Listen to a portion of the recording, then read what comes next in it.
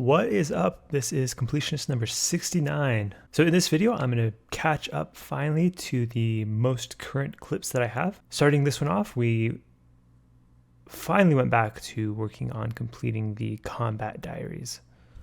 So starting off the combat diaries, I went over to God Warrior's Dungeon. I figured I should finish off everything there. So we started off with Kree.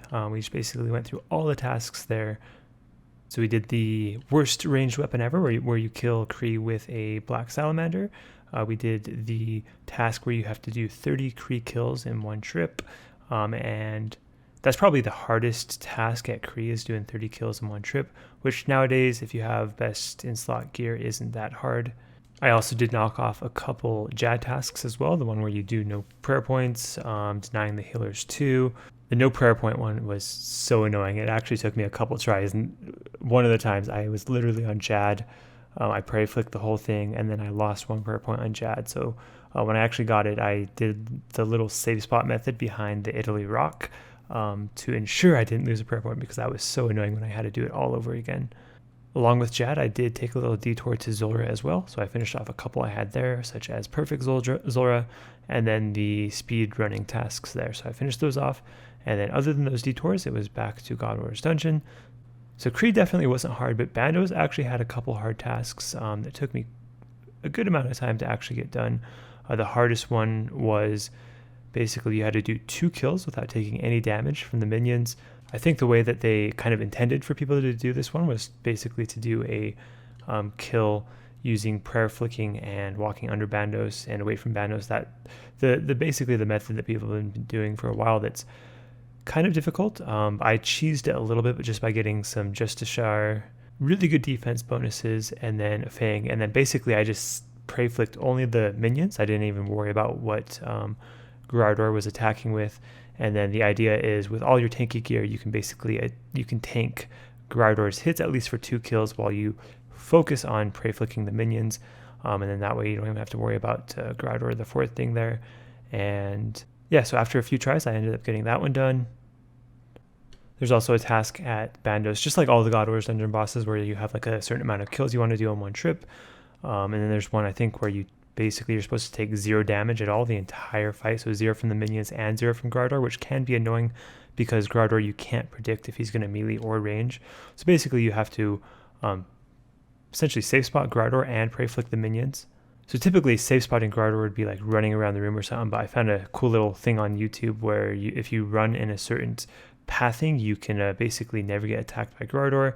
So basically you just run that path and prey flick at the same time for the minions, and that will get you that task done. The problem with using that method for the 2 kills one, because you could use it for that as well, is sometimes it can be a little hard to set up initially to take 0 damage during that, and then also just phasing out of this into killing the 3 without taking any damage as well after Grardor's dead.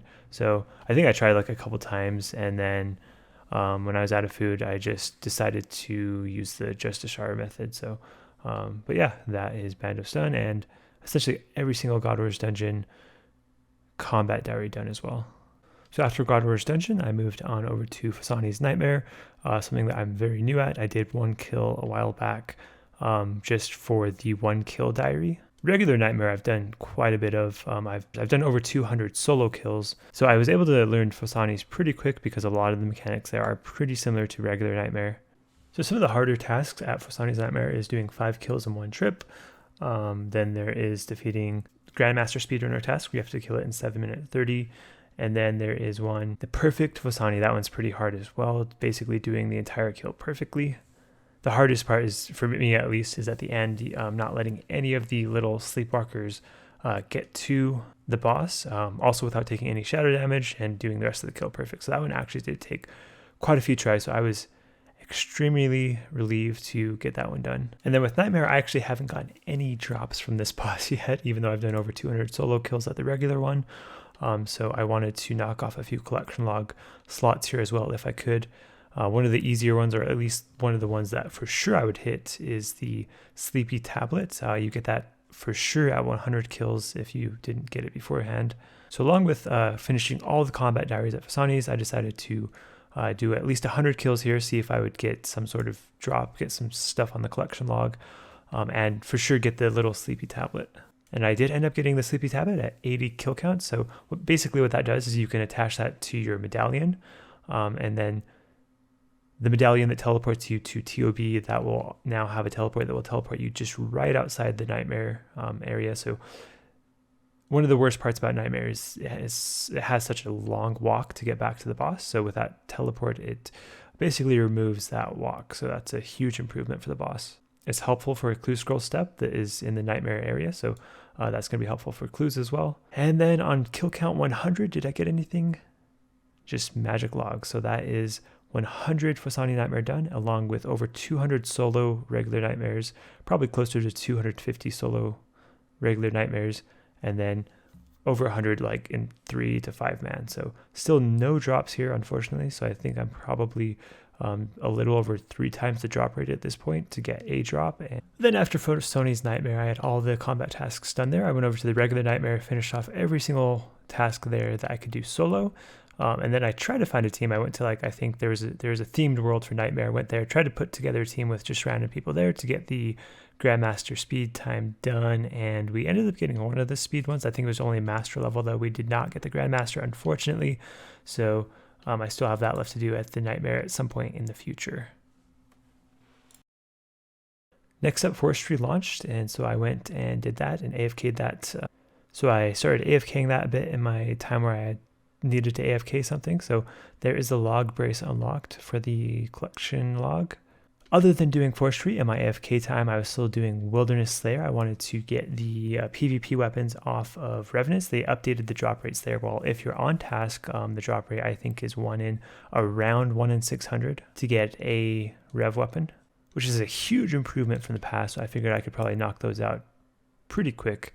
And then while doing that, I would also get tasks for Spindle and RDO, and I could finish off those logs as well. So I got a few little anti-PKs here. It's always fun doing these bosses because I love anti-PKing.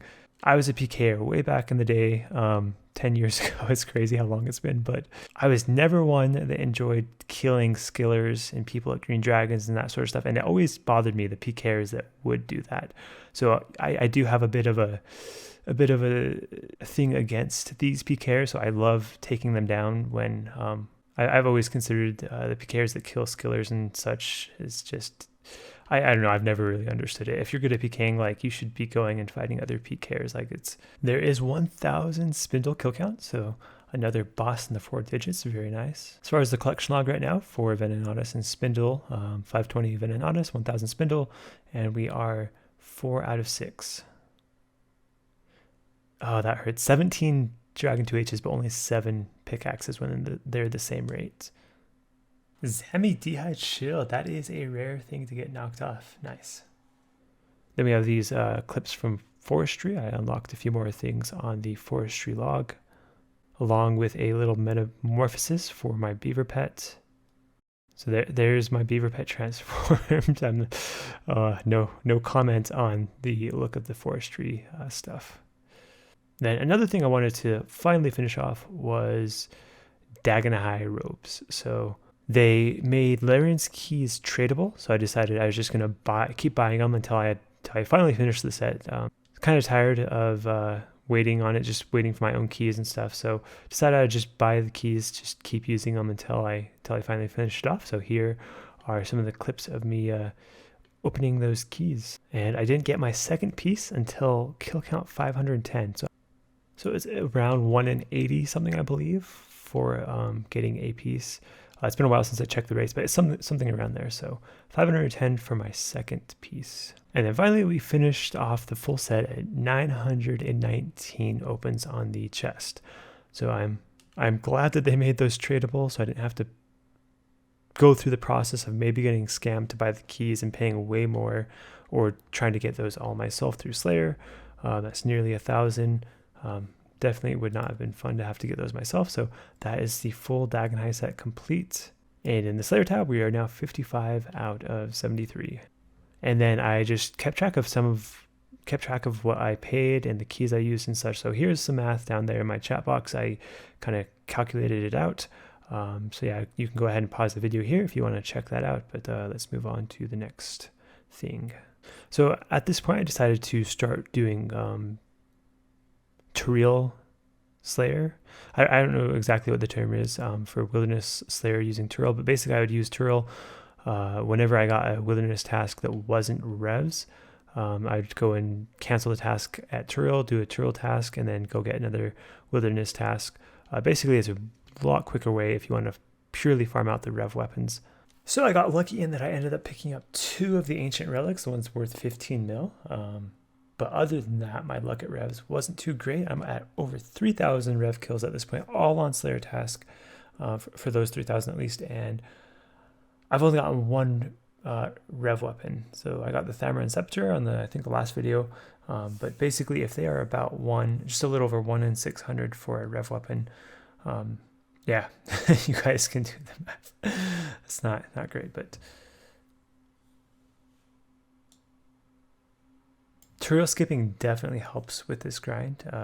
I never do, and I'm never going to do Turil skipping for regular Slayer because it resets your Slayer task streak, and I want to keep that task streak. It's just a number, but still it's just something on the account to see how many tasks you've done. I don't want to reset that. With the Wilderness Slayer tasks, it's not as big of a deal. It's kind of a separate streak number. I got to 300 before I reset that, but definitely if you're farming PvP weapons, it is way faster doing Turil skipping for that. Desert Treasure 2 came out, so that was a pretty cool quest. Yeah, probably my favorite quest they've done so far. A very cool quest. I'm super sad that the new prayers didn't come out. I was super excited for those, and I was pretty disappointed on how Jagex handled those too, because they didn't even put it up for a vote. I think they figured that they had a good shot at passing, and then Jagex just didn't even want them in the game. They came to the decision. I think that they just weren't right for the game, which is, I don't know, I feel like it's pretty, I do not agree with them on that, but so they just pretty much scrapped them. Hopefully in the future we do get some new prayers though. I want to see the prayer skill filled. I want to see every skill filled out all the way up to 99. So it's unfortunate that the prayer pretty much stops at 77 right now. You know, the extra little benefit you get from more prayer points past 77 really isn't that big.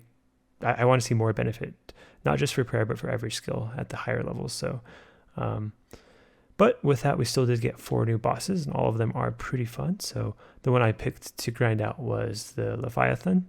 The Leviathan dropped the Venator ring.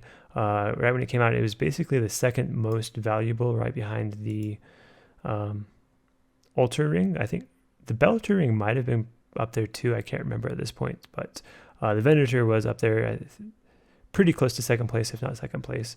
And I figured there was less people grinding the Leviathan, so I figured that the Venator ring would hold more value longer because everyone was grinding the boss for the Bellator ring and the Magus ring, and those were going to drop. Finally, let's go. First big drop. British Road Bottom, 529. I got insanely lucky with the chromium ingots. I got 2 within like the first 20 or 30 kills. And then a Leviathan's Lure at 838. And during my kills, basically the fastest I got as far as time for the kills was 1 minute and 3 seconds. So 966 kill count. We were sitting at 6 out of 10. Still missing the Venator ring, unfortunately. So there is 1,000 kill count. And then just take a break from Leviathan, I went and did like 100 easy clues. So we'll see if I can get any slots from those 100 easy clues. And at the very end, we get a bronze plate body tee. So 1 new item. Easy clues, we're sitting at 125 out of 131. There is 30 million agility XP. That's going to be the next thing I finish up is the agility pet. So basically mostly doing the penguin course, but sometimes swapping over to the RD course for a bit more XP and something a bit more chill. And over at the penguin agility course, I'm sitting at just over 7,000 laps there. So over the drop rate, at this point counting the laps I did before the counter, of course counting all of my XP outside of penguin course, I'm definitely over the rate for the agility pet. So we're going to go ahead and grind that out, and next video we'll see at what point do I end up getting the giant squirrel.